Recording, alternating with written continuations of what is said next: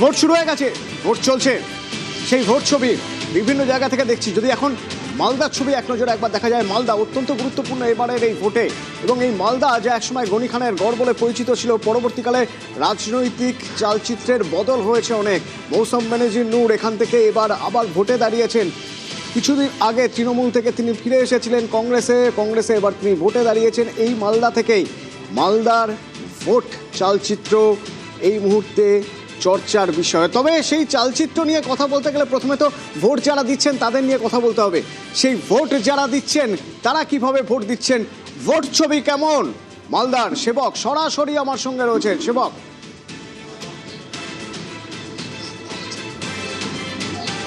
একদমই অতনু, তুমি যেমনটা বলছিলে, সত্যি মালদা অত্যন্ত গুরুত্বপূর্ণ। 12টি বিধানসভায় 27 লক্ষেরও বেশি মানুষ ভোট দিচ্ছেন। আর আমরা কিন্তু দেখছি যে মোথাবাড়ি কাণ্ড থেকে উত্তপ্ত হয়েছিল এসআইআর নিয়ে মালদা, আর তারপর থেকে কিন্তু কেন্দ্রীয় বাহিনীর নজরদারি বেড়েছে।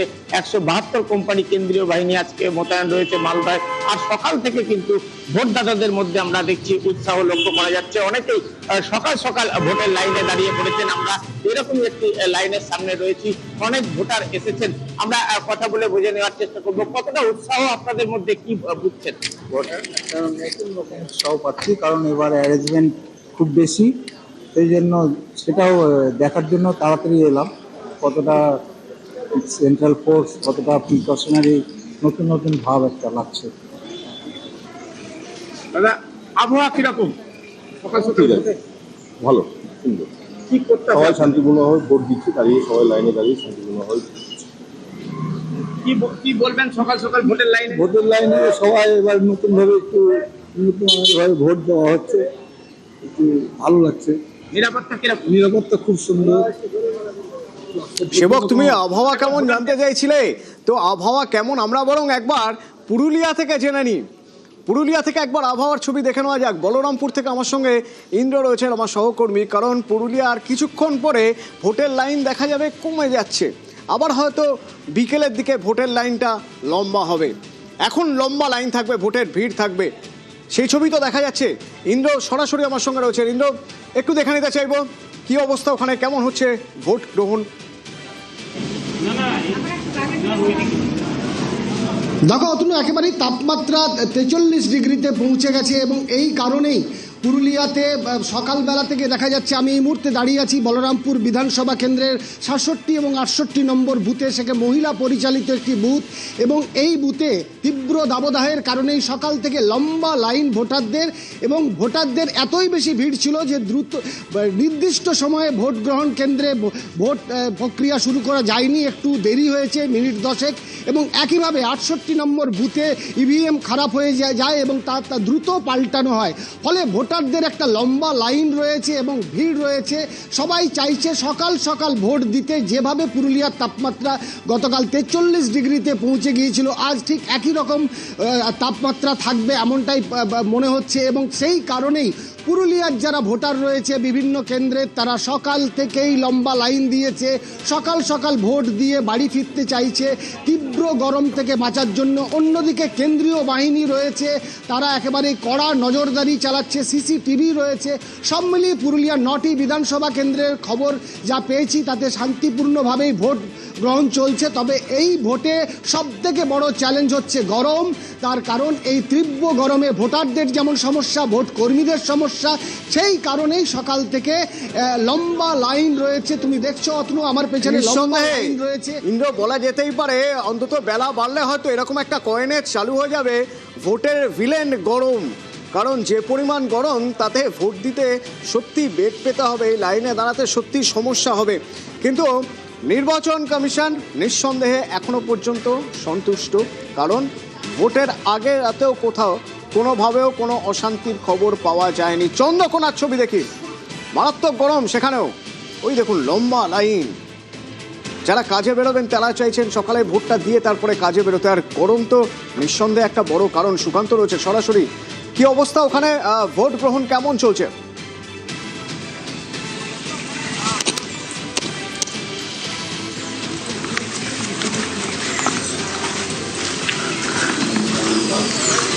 সুকান্ত, ভোট গ্রহণ কেমন চলছে?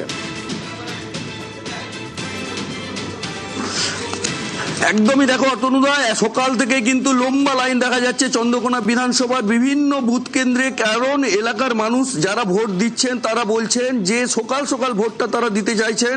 প্রচন্ড রোদ্দুর, সেই রোদ্দুরের কষ্ট থেকে কিছুটা লাঘব করার জন্য কিন্তু সকাল সকাল ভোট কেন্দ্রে কিন্তু লম্বা লাইন মহিলা এবং পুরুষদের, এবং অনেক মহিলা চাইছেন সকাল সকাল তারা কিন্তু ভোটটা দিয়ে বাড়ির কাজ করবেন। এক কথায় চন্দ্রকোনা বিধানসভার বিভিন্ন বুথে কিন্তু মহিলা এবং পুরুষদের লম্বা লাইন দেখা যাচ্ছে। অতনুদা, ধন্যবাদ। তো আমরা যে কথা বলছিলাম যে নির্বাচন কমিশনের জন্য এক স্বস্তির ব্যাপার। আমার সঙ্গে রাজনৈতিক দলগুলির যারা মুখপাত্র রয়েছেন তাদের সঙ্গে একটু কথা বলা যাক। তমসার থেকে শুরু করি। তমসা, প্রত্যেকবার একটা ট্রেন্ড আমরা দেখি ভোটে, আমরা সবাই ভোটের আগে নির্বাচন কমিশন কড়া ব্যবস্থা নিক, বিরোধীরা বলে আসে। ভোটের পর যারাই বিরোধী আসনে বসে তারাই বলে অবাধ সুষ্ঠু নির্বাচন হলে তাহলে বোধহয় এরকম ফল হতো না। নির্বাচন কমিশন কেমন হয়ে কাজ করছে, কি মনে হয়? আমাদের বরাবরই ভরসা আছে নির্বাচন কমিশনের প্রতি। আমরা প্রথম থেকে একটাই কথা বলছি, কোনো যোগ্য ভোটার যেন ভোট দেওয়া থেকে বঞ্চিত না হয়। প্রত্যেকটা মানুষ তারা ঠিক করে নিয়েছেন এই 2026-এর নির্বাচনে তৃণমূলকে বিসর্জন দেবে। তাই জন্যই আপনারা প্রথম থেকে সকাল থেকে দেখাচ্ছেন যে এত মানুষ, শুধুমাত্র হিট ওয়েভ এটা তো একটা ফ্যাক্টর, কিন্তু তারপরেও মানুষ চাইছেন কি যত তাড়াতাড়ি সম্ভব নিজেদের ভোটটা দান করে এই তৃণমূলের সরকারটাকে বিসর্জন দেওয়ার জন্য তারা প্রস্তুত। আর সেইটাই আমরা দেখছি।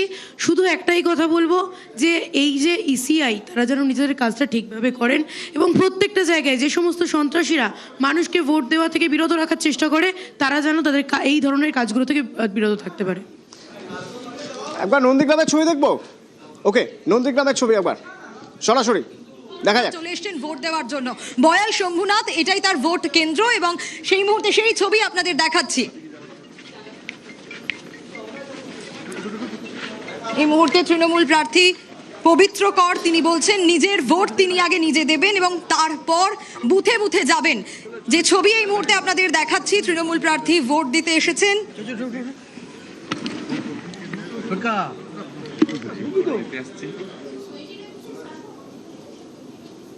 পবিত্র কর তৃণমূল প্রার্থী।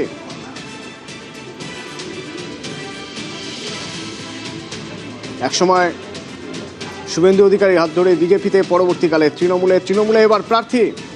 তার বিপক্ষে heavy weight Suvendu Adhikari.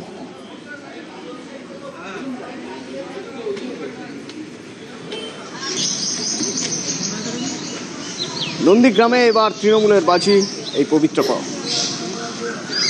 Vote দিতে যাচ্ছে।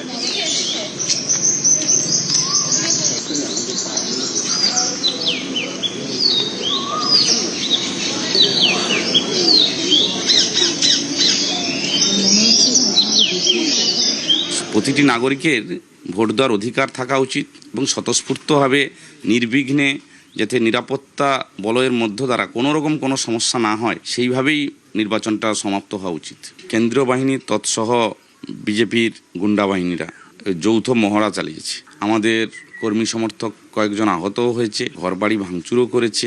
আমাদের জয় সুনিশ্চিত, এ নিয়ে কোনো সন্দেহ নয়। এটা নিয়ে আমরা ভাবিত নয়, শুধু কেবলমাত্র ব্যবধানটা কি করে বাড়াবো সেটা নিয়েই আমাদের আজকের লড়াই।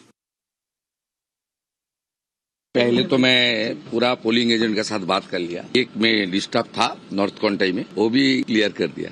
Death voter, fake voter, triple double entry और घुसपैठिया का नाम नहीं है। নন্দীগ্রামের ভোট নিঃসন্দেহে একটা আলাদা উত্তেজনা বহন করে। অন্তত যারা রাজ্য রাজনীতির চর্চা করেন তারা জানেন যে নন্দীগ্রামের ভোট কতটা ফ্যাক্টর। অবশ্য সত্যি কথা বলতে কি, এবার ভোট বিষয়টাই একটা অন্য মাত্রা নিয়ে এসেছে, অন্য মাত্রা। এবং যেভাবেই নির্বাচন কমিশন ভোট করাক না কেন, যত বাহিনী আসুক জওয়ান আসুক না কেন, সেটা বড় কথা নয়। বড় কথা হলো প্রত্যেক মানুষ যাতে নিজের ভোটাধিকার প্রয়োগ করতে পারেন। যে ছবি দেখছি শিলিগুড়ির, গৌতম দেব ভোট দিলেন, আর পরবর্তীকালে আবার দেখবো আমরা এই ছবি। এবং ভোট দেওয়ার পর গৌতম দেব কী বললেন সে কথাও আপনাদের শোনাবো। আমরা আলোচনা করছিলাম যে অবাধ সুষ্ঠু নির্বাচন নিয়ে নির্বাচন কমিশনের যে স্ট্যান্ড, যে অবস্থান, তা নিয়ে নিশীথ প্রামাণিকের বক্তব্য সরাসরি শোনা যাক। সময়টা সেটাতে বিভিন্ন রকম রুলস অ্যান্ড রেগুলেশন মেনটেন করতে হয়, সেগুলো মেনে চলা উচিত প্রত্যেকের। বাট আমার মনে হয় না যে আমাদের ক্যান্ডিডেট এরকম কোনো কাজ করবে, কারণ তিনি একজন অত্যন্ত শিক্ষিত এবং বুদ্ধিমান লোক। আর নির্বাচনের সময় তৃণমূল কংগ্রেস যেসব ভিত্তিহীন মন্তব্য করেই থাকে। এখনো পর্যন্ত ভোট শুরু হয়ে গেল, মকপলের পর কি কুচবিহার জেলা কি ছবি পাচ্ছেন, প্রস্তুতি বা আপনাদের ভিড় সব নিয়ে? দেখুন, নিশ্চিতভাবে বলা যায় যে লোক যেভাবে সকাল সকাল এবার ভিড় করেছে, আমার মনে হয় ভোটিং পার্সেন্টেজ 90 ছুঁই বা 90 পেরিয়ে যেতে পারে, সম্ভাবনা এটাই রয়েছে। কারণ এবারে হয়তো অন্যরকম একটা ভোট লোক দেখবে, কারণ যেভাবে লোকের মধ্যে উৎসাহ দেখেছি, এবং বিশেষ করে যারা পরিযায়ী শ্রমিক, আমাদের এখানে পরিযায়ী শ্রমিক ভোটারটাই বেশি, তো যেভাবে তারা ফিরে এসছে, যে সেই ট্রেনে কষ্ট করে ফিরছে, টিকিট পায়নি, তবু জয় শ্রীরামের নারা লাগিয়ে তারা ধ্বনি দিয়ে তারা ফিরছে স্টেশন। হাসনের তৃণমূল প্রার্থী কাজল শেখ ভোট দিলেন।